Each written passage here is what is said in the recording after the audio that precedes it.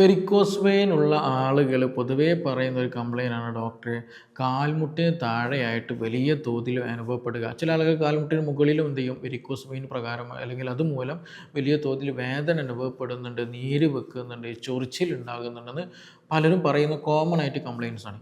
പക്ഷെ പലപ്പോഴും നമ്മുടെ ക്ലിനിക്കിൽ എത്തുന്ന സമയത്ത് എല്ലാം എന്തല്ല ഈ പറഞ്ഞിട്ടുള്ള വെരിക്കോസ് വെയിൻ മൂലമുണ്ടാകുന്ന വേദനകളോ മറ്റു കാര്യങ്ങളോ ഒന്നുമില്ല. ചില ആളുകൾക്ക് സെല്ലുലൈറ്റിസിൻ്റെ ഇഷ്യൂസ് ഉണ്ടാകാറുണ്ട്, അല്ലെങ്കിൽ ചില ആളുകൾക്ക് DVT പോലുള്ള എന്ത് ചെയ്യും കണ്ടീഷൻ ഉണ്ടാകാറുണ്ട്, ചില ആൾക്ക് ലോക്കലി എന്തെങ്കിലും പ്രശ്നങ്ങൾ ഉണ്ടാകാറുണ്ട്. അപ്പോൾ പല കാരണങ്ങൾ കൊണ്ട് എന്ത് സംഭവിക്കും, കാലുകളിൽ വേദന അനുഭവപ്പെടും. അപ്പോൾ വെരിക്കോസ് വെയിൻ ഉണ്ട്, ചില ആളുകൾക്ക് സ്പൈഡർ നെവി പോലെ ചെറിയ രൂപത്തിലൊക്കെ ഉണ്ടാകാറുള്ളൂ. അവരെന്താണ് കരുതിയിട്ടുണ്ടായിരിക്കുക, ഇത് വെരിക്കോസ് വെയിൻ ആണ്, ഇതുമൂലമാണ് എൻ്റെ കാൽമുട്ട് വേദന, ബുദ്ധിമുട്ട്, കാര്യങ്ങൾ എന്നുള്ള രീതിയിൽ അത് എടുത്തു വയ്ക്കുകയും പിന്നീട് അത് കോംപ്ലിക്കേഷനിലേക്ക് പോകുന്ന അവസ്ഥകൾ പലപ്പോഴും നമ്മുടെ ക്ലിനിക്കിൽ ഉണ്ടാകാറുണ്ട്. പേഷ്യൻസ് എത്തുമ്പോഴാണ് നമ്മൾ പലപ്പോഴും അത് അറിയുന്നത്. അപ്പോൾ അതുകൊണ്ട് തന്നെ നമ്മൾ മനസ്സിലാക്കേണ്ട ഒരു കാര്യമാണ് വെരിക്കോസ് വെയിൻ എന്താണ്, വെരിക്കോസ് വെയിൻ്റെ വേദന എങ്ങനെയാണ് വരുന്നത്, അതേപോലെ മറ്റു വേറെ എന്തെങ്കിലും അസുഖങ്ങൾ ഇതേപോലെ കാലുവേദന ഉണ്ടാകാറുണ്ടോ, അപ്പോൾ ഇതെങ്ങനെ നമുക്ക് മനസ്സിലാക്കാൻ പറ്റും, വെരിക്കോസ് വെയിൻ്റെതാണോ, ഇനി അതല്ല DVT മൂലമുള്ളതാക്കുന്ന അല്ലെങ്കിൽ സെല്ലുലൈറ്റിസിൻ്റെ പ്രശ്നമാണോ.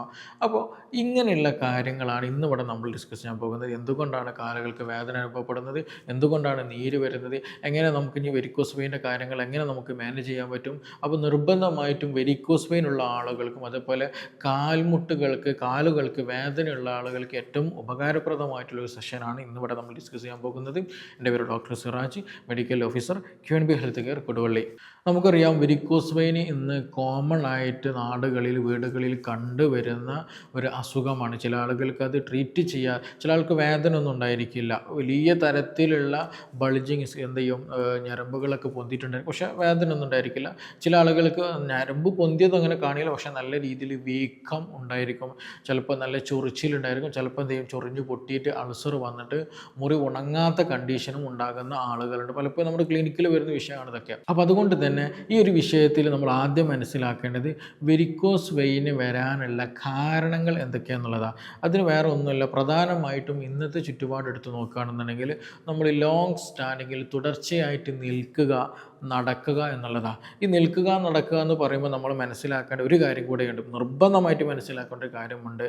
നമ്മുടെ കാലുണ്ടല്ലോ, ഈ കാല്, അതായത് കാൽപാദം മുതൽ കാൽമുട്ട് വരെയുള്ള ഭാഗങ്ങൾ എപ്പോഴും അപ്പ് ഡയറക്ഷനിൽ എപ്പോഴും ഇങ്ങനെ നിൽക്കുന്ന, കുത്തനെ നിൽക്കുന്ന ഒരു അവസ്ഥ വരുന്നുണ്ടെങ്കിൽ നിങ്ങൾക്ക് വെരിക്കോസ് വെയിന് വരാനുള്ള സാധ്യത വളരെ കൂടുതലാണ്. ഇത് ഞാൻ ഇങ്ങനെ പറയാൻ കാരണം, നമ്മളിപ്പോൾ കസേരയിലിട്ട് ഇരിക്കാറുണ്ടല്ലോ, നമ്മൾക്ക് പൊതുവെ കസേരയിൽ ഇരിക്കുന്നവരാണ്. അപ്പോൾ അങ്ങനെ ഇരിക്കുന്ന സമയത്തും നമ്മൾ നോക്കുകയാണെന്നുണ്ടെങ്കിൽ നമ്മുടെ മുട്ടിന് താഴ്ഭാഗം എങ്ങനെയുള്ളത്, എപ്പോഴും കുത്തനെയായിട്ട് നിൽക്കുന്ന ഒരു അവസ്ഥയാണുള്ളത്. അതായത് നമ്മൾ നിൽക്കുന്ന സമയത്ത് എങ്ങനെയാണ് മുട്ടിന് താഴ്ഭാഗത്ത് ഉണ്ടാകുന്നത്, അതേപോലെ തന്നെയാണ് ആക്ച്വലി എന്ത് ചെയ്യുന്നത് നമ്മൾ ഇരിക്കുന്ന സമയത്തും ഉണ്ടാകുന്നത്. ഞാൻ പറഞ്ഞു വരുന്നത് വേറൊന്നുമില്ല, നമ്മൾ കാല് മടങ്ങിയിരിക്കുന്ന, ചമ്രം പടഞ്ഞ്, പണ്ടത്തെ നാടന്മാർ പറയാറുണ്ടല്ലോ, പണ്ടത്തെ പ്രായമുള്ള ആളുകളെ, അപ്പോൾ ചമ്രം പടഞ്ഞിരിക്കുന്ന ഒരവസ്ഥ, കാല് മടക്കിയിരിക്കുന്ന ഒരവസ്ഥ നമ്മളിൽ ഇല്ല എന്നുള്ളത് തന്നെയാണ്. അപ്പോൾ അങ്ങനെ ഒരു സിറ്റുവേഷൻ വരുമ്പോൾ, അതായത് തുടർച്ചയായിട്ട് നിൽക്കുന്ന അവസ്ഥ, തുടർച്ചയായിട്ട് നടക്കുന്ന അവസ്ഥ, പണ്ട് കാലങ്ങളിലൊക്കെ ഇത് ഇങ്ങനെ ജോലി ചെയ്യുന്ന ആളുകളിലാണ് കൂടുതൽ ബുദ്ധിമുട്ടുണ്ടാകാറുള്ളത്, വെരിക്കോസ് വെയിൻ്റെ ബുദ്ധിമുട്ട്. പ്രത്യേകിച്ച് പോലീസ്, സെക്യൂരിറ്റി, ബസ് കണ്ടക്ടർ, പിന്നെ അങ്ങനെയുള്ള കൂടുതൽ നൃത്തമുള്ള ആളുകൾക്കാണ് ഉണ്ടാകാറ്. പക്ഷേ ഇന്ന് കൂടുതൽ ഇരുന്ന് ജോലി ചെയ്യുന്ന ആളുകൾക്കുണ്ട്, വീട്ടമ്മമാർക്ക് കൂടുതലായിട്ട് കണ്ടുവരുന്നുണ്ട്. അങ്ങനെ പല ആളുകൾക്കും ഇന്ന് കോമൺ ആയിട്ട് എന്ത് ചെയ്യുന്നാറുണ്ട്, ഇവൻ സ്പോർട്സ് നല്ല ആക്റ്റീവുള്ള ആളുകൾക്ക് പോലും ഇതൊന്ന് കോമൺ ആയിട്ട് കണ്ടുവരുന്നുണ്ട്. അപ്പോൾ അതിനർത്ഥം എന്താണ്, ഇത് വെറും നൃത്തം മാത്രമല്ല, വേറെയും ചില കാരണങ്ങളുണ്ടെന്നുള്ളതാണ്. അപ്പോൾ എനിവേ നമ്മൾ മനസ്സിലാക്കുക, തുടർച്ചയായിട്ട് നിൽക്കുന്നതും തുടർച്ചയായിട്ട് റെസ്റ്റ് ഇല്ലാതെ നടക്കുന്നതൊക്കെ എന്താണ് ഒരു കാരണം എന്നുള്ളത്. കാരണം നമ്മൾ തുടർച്ചയായിട്ട് നിൽക്കുന്ന സമയത്ത് നമുക്കറിയാം, നമ്മുടെ കാലിൻ്റെ ഭാഗത്തുള്ള രക്തം എന്ത് ചെയ്യണം, തിരിച്ച് നമ്മുടെ ഹൃദയത്തിലേക്ക് കൊണ്ടുപോകണം. എന്തായാലും അവിടെ നിന്ന് എന്തെങ്കിലും ഓക്സിജനൊക്കെ നടത്തിയിട്ട് വീണ്ടും ഹൃദയം പമ്പ് ചെയ്യുള്ളൂ. അപ്പോൾ എന്ത് ചെയ്യണം, പുതിയ രക്തം കാലിലോട്ട് വരും വേണം, പഴയ രക്തം എന്ത് ചെയ്യണം, ഈ പറഞ്ഞ കാലിൻ്റെ ഭാഗത്തുള്ളത് ഹൃദയത്തിലേക്ക് തിരിച്ചു പോകുകയും വേണം. അപ്പോൾ അങ്ങനെ കറക്റ്റ് ഒരു പാസേജ് രക്തചക്രമണത്തിന് ഉണ്ടാകുക എന്നുള്ളത് ഇമ്പോർട്ടൻ്റാണ്. അപ്പോൾ നമ്മൾ തുടർച്ചയായിട്ട് നിൽക്കുന്ന സമയത്ത് എന്താ സംഭവിക്കുന്നത്, ഈ നമ്മുടെ രക്തധമനികൾക്ക്, സിരകൾക്ക് ഒരു പ്രത്യേകത ഉണ്ട്. ഈ സിരകളുടെ പ്രത്യേകത പ്രത്യേകത, അതായത് രക്തം പമ്പ് ചെയ്യുന്ന രക്തക്കുഴലുകൾക്കൊരു പ്രത്യേകത ഉണ്ട്. ഇതെന്ത് ചെയ്യും, ഇതിനൊരു വാൽവുണ്ട്. ഈ വാൽവ് ഉപയോഗിച്ചിട്ടാണ് നമ്മുടെ കാൽഭാഗത്തുള്ള രക്തം മിക്കതും എന്ത് ചെയ്യുന്നത്, മുകളിലോട്ട് കൊണ്ടുപോകുന്നത് എന്നുള്ളതാണ്. വാൽവ് എന്ത് ചെയ്യും, അടയുമ്പോൾ ഇതിങ്ങനെ മുകളിലോട്ട് ബ്ലഡ് പോകുന്നുള്ളതാണ്. അപ്പോൾ നമ്മൾ തുടർച്ചയായിട്ട് നിൽക്കുന്ന ജോലിയാണ്. വീട്ടിൽ നിന്നൊക്കെ ഇരുത്തില്ല, റെസ്റ്റ് ഇല്ല, നിന്നിട്ടാണ് എല്ലാ വർക്കും ചെയ്യുന്നത്. അപ്പോൾ ആ ഒരു നൃത്തം കാരണം പലപ്പോഴും ഈ വാൽവ് ഡാമേജ് വരും. കാരണം ഫുൾ ടൈം ഇതിങ്ങനെ വർക്ക് ചെയ്തുകൊണ്ടിരിക്കും, റെസ്റ്റ് ഇല്ല അതിന്. ഫുൾ ടൈം ഇത് റെസ്റ്റ് ഇല്ലാതെ വർക്ക് ചെയ്യും. മാത്രമല്ല ഇത് ഗ്രാവിറ്റി ആണല്ലോ നിലം. അപ്പോൾ ഗ്രാവിറ്റിക്ക് ഓപ്പോസിറ്റ് മോൾക്ക് ഇങ്ങനെ പമ്പ് ചെയ്യണം ഫുൾ ടൈം. അപ്പോൾ അങ്ങനെ ഓവർ വർക്ക് വരുന്ന സമയത്ത് എന്ത് ചെയ്യും, ഈ പറഞ്ഞ വാൽവുകൾ വീക്കായി പോകും. അതേപോലെ രക്തക്കുഴലുകൾ വീക്കായി പോകും. അങ്ങനെ വരുമ്പോൾ എന്ത് ചെയ്യും, രക്തം ശരിയായ രീതിയിൽ മുകളിലോട്ട് പാസ് ചെയ്ത് പോവില്ല. പാസ് ചെയ്യാതിരിക്കുമ്പോൾ എന്ത് ചെയ്യും, ഈ രക്തം ഇവിടെ കെട്ടി നിൽക്കുന്ന അവസ്ഥ വരിക. അതായത് നമ്മുടെ സിരകളൊക്കെ എന്ത് ചെയ്യും, വീക്കം വരും. രക്തം കെട്ടി നിന്നിട്ട് വീക്കം വരും എന്നുള്ളതാണ്. അപ്പോൾ അത് വീക്കം വന്നു കഴിഞ്ഞ് കുറച്ച് കഴിഞ്ഞാൽ എന്ത് ചെയ്യും, അതിൻ്റെ തൊട്ടടുത്തുള്ള കോശങ്ങളിലേക്ക് എന്ത് ചെയ്യും, അത് നീരിറങ്ങും. അവിടുന്ന് നീർക്കെട്ടുകൾ വരും, പിന്നെ അവിടെ വീക്കം വരും. പിന്നെ ഈ പറഞ്ഞതുപോലെ നീര് കൂടിക്കഴിഞ്ഞാൽ എന്ത് ചെയ്യും, അവിടെ ചൊറിച്ചിൽ അനുഭവപ്പെടും. അപ്പോൾ നമ്മൾ ചൊറിയാൻ നിൽക്കും. ചൊറിഞ്ഞു കഴിഞ്ഞാൽ എന്ത് ചെയ്യും, അത് പൊട്ടും. അപ്പോൾ കുറേ ബ്ലഡ് പോകും. അപ്പോൾ ഒരു ആശ്വാസം ഉണ്ടായിരിക്കും. പക്ഷേ അവിടെ അൾസർ ഫോം ചെയ്യും. അപ്പോൾ പഴയ രക്തം അല്ലെങ്കിൽ പുതിയ രക്തം വരാത്തത് കൊണ്ട് സ്വാഭാവികമായിട്ട് നല്ല രക്തം ഉണ്ടെങ്കിൽ എന്ത് ചെയ്യണം, നമ്മുടെ മുറിവ് ഉണങ്ങുള്ളൂ. അപ്പം പുതിയ രക്തം എത്താത്തത് കൊണ്ട് എന്ത് ചെയ്യും, ആ മുറിവ് ഉണങ്ങാതെ പിന്നീട് ഇടക്ക് പൊട്ടുക, മുറിവാകുക, അങ്ങനെ ആകെ പഴുത്ത് പോകുന്ന ഒരു അവസ്ഥ വരും എന്നുള്ളതാണ്. അപ്പോൾ ഇതാണ് അതിൻ്റെ ഒരു കോമൺ ആയിട്ടുണ്ടാകുന്നൊരു സാഹചര്യം എന്ന് പറയുന്നത്. അപ്പോൾ നമ്മൾ ഈ ഒരു കണ്ടീഷനിൽ ഈ രക്തക്കുഴലുകളിൽ രക്തം കെട്ടി നിൽക്കുന്ന സമയത്ത് എന്ത് ചെയ്യും, ഈ കുഴലുകൾ വൈഡായി പോകും. രക്തക്കുഴൽ എന്ത് ചെയ്യും, വീക്കം വരും. ആ വീക്കം വരുന്നത് മൂലം ചില ആളുകൾക്ക് എന്ത് ചെയ്യാറുണ്ട്, വേദന അനുഭവപ്പെടാറുണ്ട്. ചില ആളുകൾക്ക് എന്ത് ചെയ്യും, ഈ രക്തക്കുഴലുകളിൽ വീക്കം വരുമ്പോൾ തൊട്ടടുത്തിട്ടുള്ള നമ്മുടെ കോശങ്ങളിലേക്ക് നീരിറങ്ങും. അപ്പോൾ അവിടെ നീര് വരുമ്പോൾ അതുമൂലം മസ്കിലുകളിൽ എന്ത് ചെയ്യാറുണ്ട്, ചില ആളുകൾക്ക് വേദന വരാറുണ്ട്. അതേസമയം തന്നെ ഈ നീരിറക്കം കാരണമായിട്ട് തൊട്ടടുത്ത് കൂടി നമ്മൾ പോകുന്ന നമ്മുടെ ശരീരത്തിലെ നാഡികൾ, ഞരമ്പുണ്ടാവും. ഈ ഞരമ്പുകളിൽ എന്ത് ചെയ്യും, ഈ നീര് ബാധിക്കും. അതുമൂലം ചില ആളുകൾക്ക് വേദന വരാറുണ്ട്. ഇനി അതേസമയം രക്തക്കുഴൽ വീക്കം വരികയാണല്ലോ, ഈ വീക്കം വരുമ്പോൾ ഈ രക്തക്കുഴലുകൾ എന്ത് ചെയ്യും, ഡാമേജ്ഡ് ആയി പോകുന്നുണ്ട്. ആ ഡാമേജ്ഡ് ഇല്ലെങ്കിൽ അവിടെ ഇൻഫ്ലമേഷൻ വരുന്നത് മൂലം അങ്ങനെയും വേദന വരാറുണ്ട്. ഞാനിത് പറയുന്നത് വിവിധ കാരണങ്ങളെ കൊണ്ട് എന്ത് ചെയ്യുന്നുണ്ട്, യഥാർത്ഥത്തിൽ നമ്മുടെ കാലിൽ വേദന വരാറുണ്ട് എന്നുള്ളത് മനസ്സിലാക്കുക എന്നുള്ളതാണ്. അപ്പോൾ ഇതാണ് വെരിക്കോസ് വെയിനിൻ്റെ കേസ് നമ്മൾ പ്രത്യേകം എടുത്തു പറയേണ്ടത്. രണ്ടാമത്, ചില ആളുകൾക്ക് വെരിക്കോസ് വെയിൻ്റെ പ്രശ്നമായിരിക്കില്ല, സെല്ലുലൈറ്റിസ് എന്ന് പറയുന്ന ഒരു കണ്ടീഷൻ ഉണ്ടാകാറുണ്ട്. അതായത് ചിലപ്പോൾ നമ്മൾ പെട്ടെന്നായിരിക്കും നല്ല ഫീവർ വരിക, ഭയങ്കര കുളിരൊക്കെ ഉള്ള ഒരു പനി വരിക, നമ്മുടെ കാലിൻ്റെ ഭാഗത്തൊക്കെ ചിലപ്പോൾ ചോന്ന് തുടുത്ത് വീർത്തിരിക്കുന്ന ഒരവസ്ഥ, സിവിയറായിട്ട് പെയിൻ, തൊടാനൊന്നും പറ്റാത്ത രീതിയിലുള്ള ഭയങ്കരമായിട്ടുള്ള പെയിൻ അനുഭവപ്പെടാറുണ്ട്. അപ്പോൾ നമ്മുടെ എന്താണ്, അവിടെയുള്ള കോശങ്ങൾക്ക് ഇൻഫ്ലമേഷൻ വരുന്ന, ബ്ലഡ് എടുത്ത് നോക്കി ടെസ്റ്റ് ചെയ്തിട്ടുണ്ടെങ്കിൽ ന്യൂട്രോഫിലൊക്കെ വളരെ തോതിൽ കൂടുതലായിരിക്കും, ലിംഫോസൈറ്റൊക്കെ ചിലപ്പോൾ കൂടുതലായിരിക്കും. അപ്പോൾ അങ്ങനെയുള്ള കണ്ടീഷൻ നിർബന്ധമായിട്ടും ആൻറ്റിബയോട്ടിക് പോലെയുള്ള മെഡിസിൻ. ഇപ്പോൾ ഈ അടുത്തും എൻ്റെ അടുത്തൊരു ക്ലിനിക്കിൽ ഒരു കേസ് വന്നിട്ടുണ്ടായിരുന്നു. അവർ വെരിക്കോസ് വെയിൻ്റെ കേസാണെന്നുള്ള രീതിയിലാണ് പലപ്പോൾ മുന്നോട്ട് പോയത്. പക്ഷേ അവരെൻ്റെ അടുത്ത് വന്ന് നോക്കുമ്പോൾ ഇത് സെല്ലുലൈറ്റിസിൻ്റെ കേസാണ്. അപ്പോൾ സെല്ലുലൈറ്റിസ് അതുകൊണ്ട് തന്നെ വിത്തിൻ വീക്സിനുള്ളിൽ, എത്രയോ കാലങ്ങളായിട്ട് കൊണ്ട് നടക്കുന്നതാണ്, വിത്തിൻ വീക്സിനുള്ളിൽ തന്നെ ഒരാഴ്ച 2-3 ആഴ്ച മാക്സിമം മെഡിസിൻ കഴിച്ചോട് കൂടിയിട്ട് ഫസ്റ്റ് സിറ്റിങ്ങിൽ തന്നെ എന്ത് ചെയ്തു, അത് കംപ്ലീറ്റ് ക്ലിയർ ആവുകയും ചെയ്തു. അപ്പോൾ ഇത് എന്താണ് കാരണം എന്നുള്ളത് അറിയണം. അതേപോലെ നമുക്ക് ഈ ഒരു കാല് വരുന്നൊരവസ്ഥയാണ് DVT എന്ന് പറയും. ഡീപ്പ് വെയിൻ ത്രോംബോസ് എന്നാണ് പറയുന്നത്, DVT എന്ന് പറയുന്നത്. അതായത് അത് രക്തക്കുഴലുകൾക്ക് വരുന്ന കംപ്ലയിൻറ്റാണ്. ഈ രക്തക്കുഴലുകളിൽ എന്ത് ചെയ്യും, ഇൻഫ്ലമേഷൻ ഉണ്ടാകും. നമുക്കറിയാം കാർഡിയോവാസ്കുലർ ഡിസീസ് ഉണ്ട്, ഹൃദയത്തിൽ പ്രശ്നങ്ങൾ ഉണ്ടാവില്ല. എങ്ങനെയാണ്, രക്തധമനികളിൽ എന്ത് ചെയ്യും, നമ്മുടെ കൊളസ്ട്രോളും അതുപോലെ കാര്യങ്ങളൊക്കെ വന്നിട്ട് രക്തം എന്ത് ചെയ്യും, അവിടെ അടഞ്ഞു പോകും, രക്തക്കുഴൽ അടഞ്ഞു പോകും. അപ്പോൾ പമ്പ് ചെയ്യാതെ അറ്റാക്ക് വരും എന്നുള്ളതാണ്. അപ്പോൾ എന്നതുപോലെ ചില ആളുകൾക്ക് എന്ത് ചെയ്യാറുണ്ട്, കാലുകളിലെ രക്തക്കുഴലുകളിലും ഈ പറഞ്ഞതുപോലെ ത്രോംബസ് ഫോർമേഷൻ നടക്കുന്നത്. അത് നമ്മുടെ രക്തക്കുഴലുകളിൽ ഇൻഫ്ലമേഷൻ വന്നിട്ട് അവിടെ എന്ത് ചെയ്യും, ഈ പറഞ്ഞതുപോലെ ത്രോംബസ് ഫോർമേഷൻ, അതായത് കൊഴുപ്പും പ്ലേറ്റ്ലെറ്റും രക്തകോശങ്ങളൊക്കെ അടങ്ങിയിട്ട് എന്ത് ചെയ്യും, അവിടെ ഒരു ഉണ്ട പോലെ അനുഭവപ്പെടും. അപ്പോൾ സ്വാഭാവികമായിട്ട് എന്ത് ചെയ്യില്ല, രക്തം ശരിയായ രീതിയിൽ പാസ് ചെയ്യില്ല, സിവിയറായിട്ട് കാലുകൾക്ക് വേദന ഉണ്ടാകും എന്നുള്ളത്. അതിന് പറയുന്ന പേരാണ് DVT എന്ന് പറയുന്നത്. അപ്പോഴാണ് നമ്മൾ ഡോക്ടർ എന്ത് ചെയ്യല്, പല ടെസ്റ്റുകൾ ചെയ്യാറുള്ളത്, സ്കാൻ ചെയ്യാനൊക്കെ പറയും.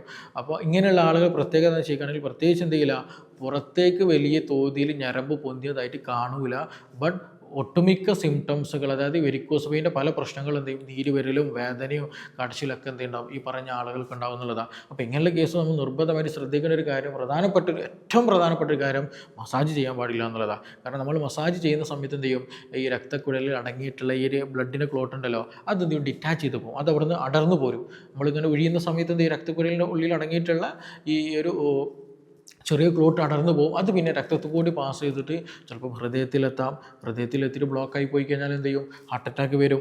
അതേസമയം നമ്മുടെ തലച്ചോറിലെത്താം, അവിടെ രക്തം കട്ട പിടിച്ച് അല്ലെങ്കിൽ ഈ രക്തക്കുഴൽ അവിടെ വന്നു കഴിഞ്ഞാൽ ബ്ലഡ് സപ്ലൈ ബ്ലോക്കായി കഴിഞ്ഞാൽ സ്ട്രോക്ക് വരും. അങ്ങനെയുള്ള പെട്ടെന്നുള്ള മരണത്തിലേക്ക് നമ്മൾ കൊണ്ടെത്തിക്കുന്നതാണ് സാരമായിട്ട് പറഞ്ഞാൽ അല്ലെങ്കിൽ വ്യക്തമായിട്ട് പറഞ്ഞാൽ നടക്കുന്നൊരു കാര്യം. അപ്പോൾ DVT എന്ന് പറയുന്ന ഒരു കണ്ടീഷൻ, അതേപോലെ സെല്ലുലൈറ്റിസ് എന്ന് പറയുന്ന കണ്ടീഷൻ, അതുപോലെ ആർട്ടീരിയൽ വാളുകൾക്ക് ഉണ്ടാകുന്ന ഇൻഫ്ലമേഷൻ, ഇതെല്ലതും എന്ത് ചെയ്യുന്നതാണ് ഈ പറഞ്ഞതുപോലെ വെരിക്കോസ് വെയിനോട് ചേർന്നിട്ടുള്ള സിംറ്റംസുകൾ അല്ലെങ്കിൽ അടയാളങ്ങൾ കാണിക്കുന്ന അസുഖങ്ങളാണ്.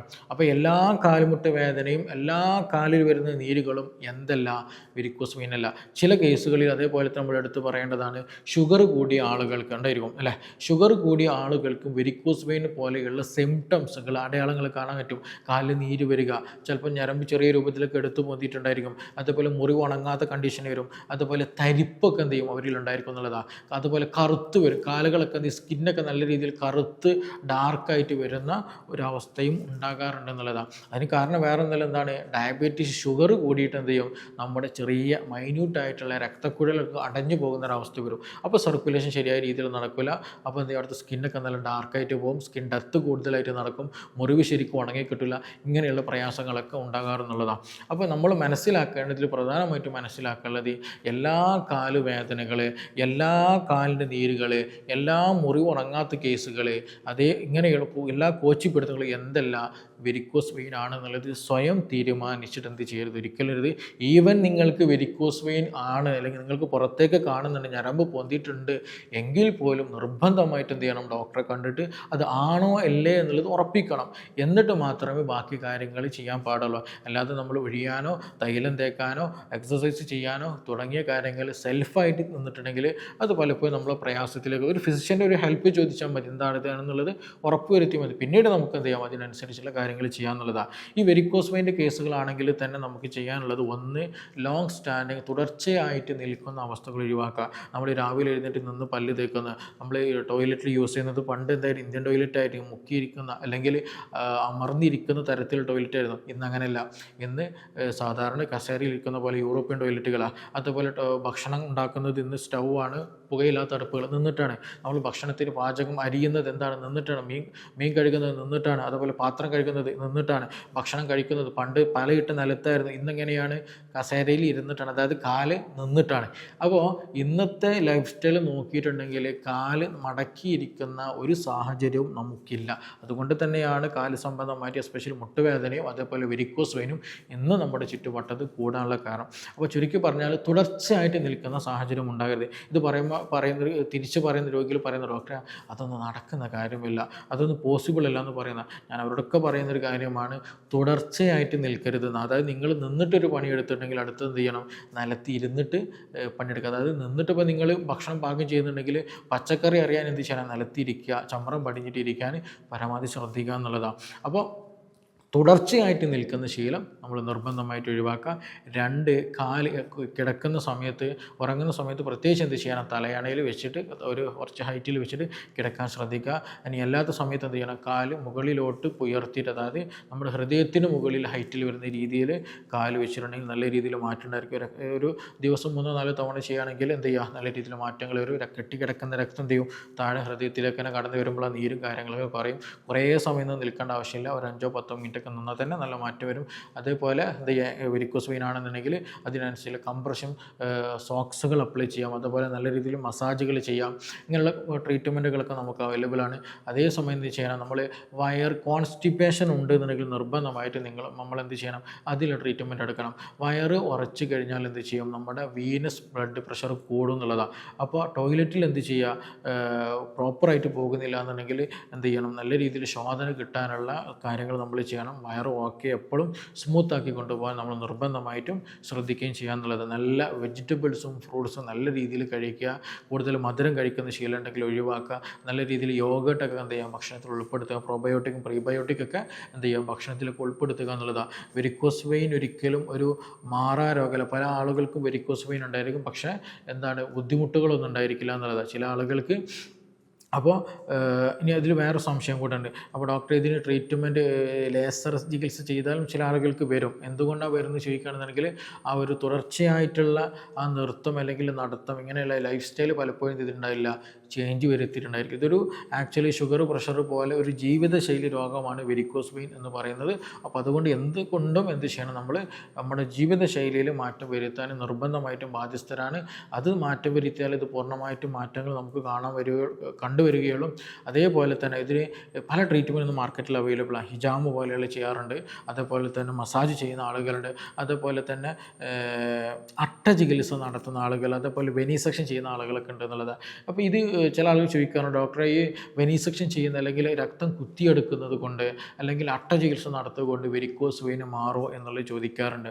നമ്മൾ ആദ്യം മനസ്സിലാക്കേണ്ടത് വെരിക്കോസ് വെയിൻ അങ്ങനെയുള്ള ചികിത്സ കൊണ്ട് പൂർണ്ണമായിട്ട് ഒരിക്കലും മാറില്ല. അത് 100% ഉറപ്പാണ്. പക്ഷേ ഇത് എന്തുകൊണ്ട് ചെയ്യുന്നു എന്ന് ചോദിക്കുകയാണെന്നുണ്ടെങ്കിൽ നമ്മൾ കാലിൽ ഉണ്ടാകുന്ന വേദന, കോച്ചിപ്പിടുത്തം, മുറിവുണങ്ങാത്ത പ്രയാസങ്ങൾ, ഇങ്ങനെയുള്ള ഒരുപാട് ബുദ്ധിമുട്ടുകൾ, അസ്വസ്ഥതകൾ കുറയ്ക്കാൻ നമ്മളെ നന്നായിട്ട് എന്ത് സഹായിക്കും? ഈ പറഞ്ഞ ട്രീറ്റ്മെൻറ്റ് സഹായിക്കും എന്നുള്ളത്. അതായത് അവിടെ കെട്ടിക്കിടക്കുന്ന രക്തം ഒഴിവാക്കാനും, അതുപോലെ അവിടെ ഇൻഫ്ലമേഷൻ ആണെങ്കിൽ അത് ഹീൽ ചെയ്യാനും, അവിടെ പുതിയ രക്തം എത്തിയിട്ട് എന്ത് ചെയ്യും ഇൻഫ്ലമേഷൻ ഹീൽ ചെയ്യാനും, അതുപോലെ ഉണങ്ങാത്ത മുറിവുകൾ ഹീൽ ചെയ്യാനൊക്കെ ഈ പറഞ്ഞ പ്രോസസ്സുകൾ ഉപയോഗിക്കും. അത് വളരെ നന്നായിട്ട് എഫക്റ്റീവായിട്ട് ട്രീറ്റ്മെൻറ്റ് ചെയ്യാൻ പറ്റാവുന്നതാണ്. അല്ലാതെ ഇത് വെരിക്കോസ് വെയിൻ അല്ലെങ്കിൽ പൊന്തി നിൽക്കുന്ന ഞരമ്പുകൾ പൂർണ്ണമായിട്ട് മാറും എന്നല്ല, ഞാൻ വീണ്ടും പറയുകയാണ്. അതേസമയം കാലുകളിലെ നീര് കുറയ്ക്കാൻ, വേദന കുറയ്ക്കാൻ, ബ്ലീഡിങ് ഇല്ലാണ്ടിരിക്കാൻ, മുറിവുണങ്ങാൻ, ഇങ്ങനെയുള്ള പല അസ്വസ്ഥതകൾക്ക് ബുദ്ധിമുട്ടുകൾക്ക് ഏറ്റവും നല്ലൊരു പരിഹാരമാണ് ഈ പറഞ്ഞ ട്രീറ്റ്മെൻറ്റുകളും കാര്യങ്ങളും. പക്ഷെ അത് ചെയ്യുമ്പോൾ എപ്പോഴും ഒരു ഒതൻറ്റിക് ആയിട്ടുള്ള ഒരു ഡോക്ടറുടെ കീഴിൽ മാത്രം നിർബന്ധമായിട്ടും ചെയ്യാൻ ശ്രദ്ധിക്കുക എന്നുള്ളതാണ് നമ്മൾ പ്രധാനമായിട്ടും ഇതിലെടുക്കേണ്ട നിലപാടെന്നുള്ളത്. അപ്പോൾ അതുകൊണ്ട് തന്നെ ഇതുമായി ബന്ധപ്പെട്ട് ഒരുപാട് സംശയങ്ങൾ നിലവിലുള്ള സാഹചര്യമാണ്, ഒരുപാട് അഭിപ്രായങ്ങളുള്ളൊരു കാര്യമാണ്. അപ്പോൾ അതുകൊണ്ട് ഇതിൽ എന്തെങ്കിലും സംശയങ്ങളുണ്ട്, കൂടുതൽ അറിയാനൊക്കെ താല്പര്യമുള്ള ആളുകൾക്ക് എന്ത് ചെയ്യാം, താഴെ തന്നിട്ടുള്ള നമ്പറിൽ ബന്ധപ്പെടാവുന്നതാണ്. നമുക്കിനി മറ്റൊരു വിഷയവുമായി ബന്ധപ്പെട്ടിട്ട് വീണ്ടും കാണാം. താങ്ക്